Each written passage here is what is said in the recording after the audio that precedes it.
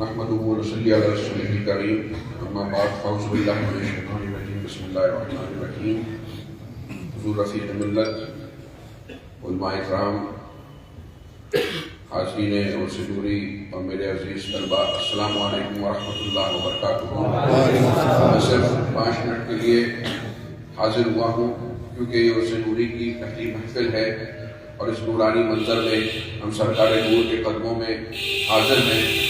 تو میرا کوئی ارادہ آنے کا نہیں تھا، لیکن ایک دم سے یہ ہوا کہ کیوں نہ اس محفل کی برکتیں حاصل کر لی جائیں.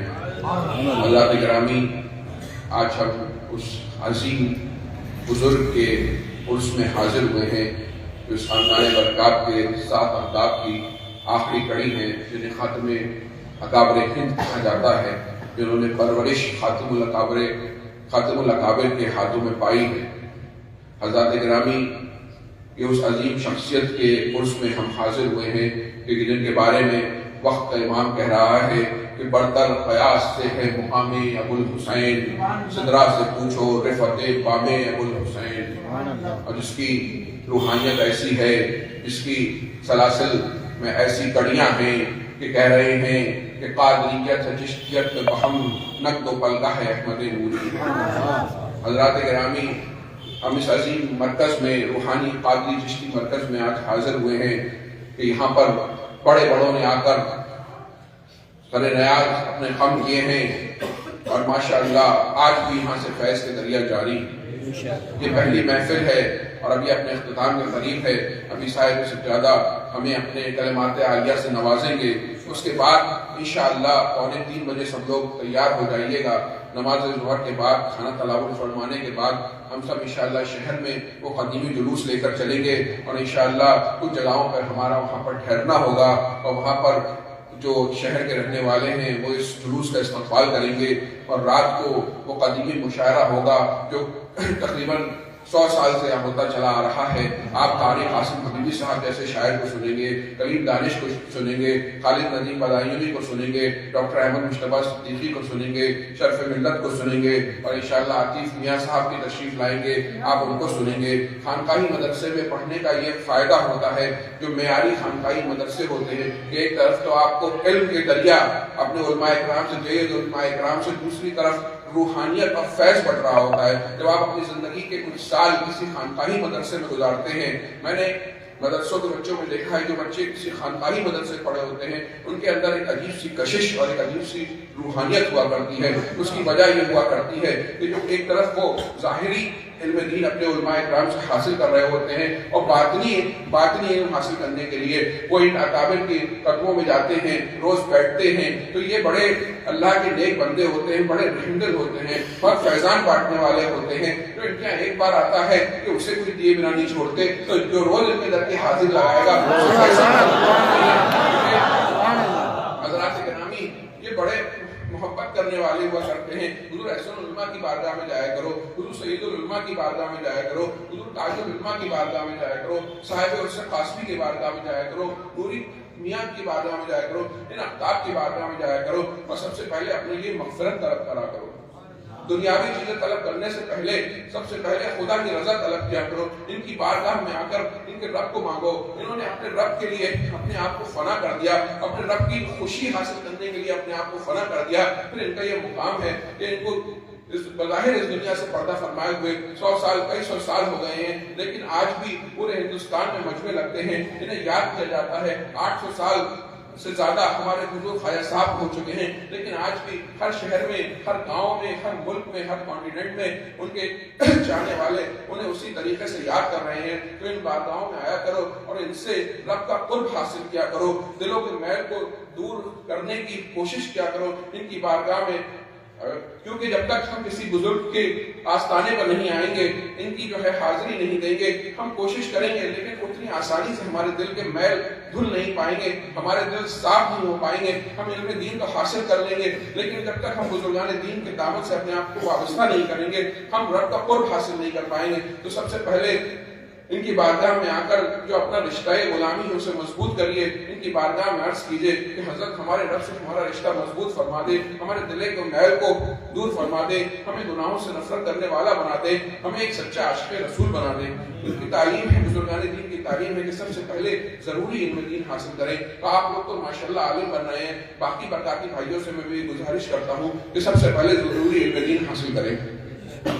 تو رات کو آپ کو مشاعرہ سنیں گے. تو مدرسے میں اس پڑھنے کا فائدہ یہ ہوتا ہے کہ آپ کو اپنے اساتذہ کے علاوہ کبھی آپ کی مصباحی صاحب جیسے جید عالم سے ملاقات ہو رہی ہے کہ جن کی زیارت کرنا ہی باعث شرف ہے. کبھی یاسین اختر مصباحی صاحب آپ سے آ کے 3 گھنٹے گفتگو کر رہے ہیں. کبھی آپ مفتی نظام الدین صاحب کے ساتھ بیٹھے ہوئے ہیں. کبھی ثاقب شامی آ رہے ہیں, کبھی امیر القادری آ رہے ہیں, کبھی سلمان اظہری آ رہے ہیں. تو غرض کہ آپ کے جو کانفیڈنس کا لیول ہوتا ہے وہ اتنا آگے ہو جاتا ہے کہ جن لوگوں سے زندگی میں ایک بار ملاقات ہونے کے لوگ کلومیٹروں جا کے ان کی زیارت کرنے کی کوشش کرتے ہیں, وہ خود ان بارگاہوں میں حاضری دے رہے ہوتے ہیں. اور ان کے صدقے طفیل میں سرکار رفیع ملت اور حضور امین ملت کے صدقے طفیل میں آپ کی ان سے ملاقات ہوتی ہے, مصافحے ہوتے ہیں. تو اس سے جو ہے پڑھنے کے ساتھ ساتھ آپ کا ایک کانفیڈنس لیول ہوتا ہے کہ اب آپ ہندوستان میں کیا دنیا میں کہیں بھی چلے جائیں تو آپ انشاءاللہ گھبرائیں گے نہیں اور آپ جا کے اپنی بات کہیں گے. اور میں آپ کو ایک بات اور بتانا چاہوں کہ آپ محررہ شریف کے پڑھنے والے بچے ہیں, ان بزرگوں کے دامن میں رہنے والے بچے ہیں. جو بھی آئے اس کی بہت اچھے سے عزت کیجیے, ادب و احترام سے پیش آئیے, لیکن ضرورت سے زیادہ کبھی کسی سے مروب مت ہوئیے گا. ہمیشہ شریعت کی کسوٹی پہ رہیے گا, ہمیشہ شریعت کے دین کی کسوٹی پہ رہیے گا. اگر کوئی کتنا بھی بڑا مقرر ہو, کتنا بھی بڑا کوئی پیر ہو, کتنا بھی بڑا, لیکن آپ ماشاءاللہ آپ کوئی خالی نہیں ہے. آپ کو ماشاءاللہ آپ کے اساتذہ گرامی آپ کو وہ جام پلا رہے ہیں, آپ کو حضور رفیق ملت اور امین ملت کی قربت حاصل ہے. سب آئیں, سب کی عزت کریے, سب سے محبت کریے, دستبوسی بھی کریے, لیکن کبھی کسی سے ضرورت سے زیادہ مروب مت ہوئیے گا. ہمیں کبھی کسی کو آنکھیں بند کر کے کسی کے پیچھے نہیں جانا ہے. ہمیں جو ہمارے بزرگان دین نے سراج العوارف المسائل والمعارف میں دے دیا ہے, ہمارے تاج العلماء کی کتابیں موجود ہیں, سنن العلماء کی کتابیں موجود ہیں. ہمیں ہمیشہ شریعت کا دامن اور طریقت کے روحانیت کے دامن کو مضبوطی سے پکڑ کے رہنا ہے. میں کسی خاص پیرائے میں یہ بات نہیں کہہ رہا ہوں, بلکہ اتفاق سے یہ بات ذہن میں آ گئی تو میں چاہتا ہوں کہ اپنے چھوٹے بھائیوں کو بتا دوں کہ بیٹا بہت جلدی کبھی کسی سے مروب نہیں ہونا چاہیے, کیونکہ ماشاءاللہ ہم تو ایسوں کے دامن سے جڑے ہوئے ہیں کہ ہمارے پاس سب کچھ اپنا موجود ہے. سبحان اللہ, سبحان اللہ. امام آئے جا رہے ہیں, مفتی اعظم آ جا رہے ہیں, اکابر بلائیوں آ جا رہے ہیں, ہندوستان کے بڑے بڑے علماء تشریف لا رہے ہیں. پھر حضرات گرامی کل وہ نورانی منظر ہوگا کہ صاحب سجادہ بزرگوں کے تبرکات سے تن کے ہمارے بیچ میں تشریف لائیں گے, اور ہم اپنے بزرگوں کی زیارت تو نہ کر سکے, اللہ ہمیں وہ نگاہیں بھی دے کہ جس طریقے سے مفتی شریف الحق صاحب کو حضور رسول اللہ نے بزرگوں کی زیارت کرا دی تھی, کبھی ہماری بھی قسمت ایسی نہیں, لیکن ہم صاحب سجادہ کے روپ میں اپنے بزرگوں کی زیارت کریں گے انشاءاللہ. ہم اللہ کی بارگاہ میں دعا کریں گے ان کے صدقے سے, تو ہماری دعائیں قبول ہوں گی. اور آج اس مدرسے کا جسے اتنے سالوں سے چلایا جا رہا ہے, آج وہ عظیم منظر کہ جس کو دیکھنے کو آنکھ سے ترس رہی تھی. ہمارے 100 سے زائد بچے آج ماشاءاللہ جب وہ ان کی دستار ہوگی صاحب سجادہ کے ہاتھ, حضور امین ملت کے ہاتھ, ہمارے علماء اکرام کے ہاتھوں سے جو اپنے سروں پہ دستار باندھیں گے, 100 سے زائد ہمارے علماء اور قرہ اور حفاظ اپنی دستار باندھیں گے, تو وہ منظر کیا دینی منظر ہوگا. ہمیں پہلے ہی سے صدقہ کر دینا چاہیے. وہ عظیم کے 3 بیچ ایک ساتھ فارغ ہوں گے. یہ عجیب اتفاق ہے کہ لوگ مفتی پہلے ہو گئے اور فضیلت کی دستار بعد میں لیں گے.